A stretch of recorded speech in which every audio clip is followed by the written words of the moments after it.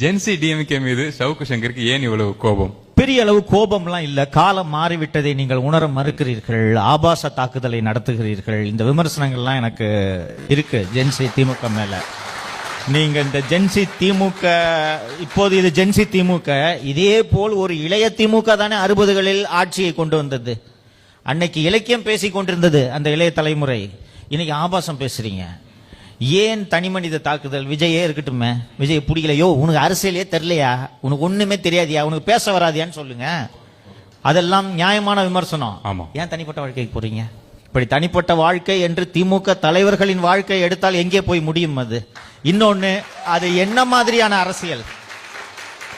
இந்த பொது சமூகத்துக்கு நாம், அதுவும் நீங்க அரசியல் கட்சியில் இருக்கக்கூடிய நீங்கள், இந்த விவாதத்தின் தளத்தை உயர்த்த வேண்டும். இந்த மாதிரி இங்க யாராவது பேசுறாங்கன்னா, யோ அதுக்கு என்ன சம்பந்தம்? அரசியல் பேசுனா அரசியல் பேசு.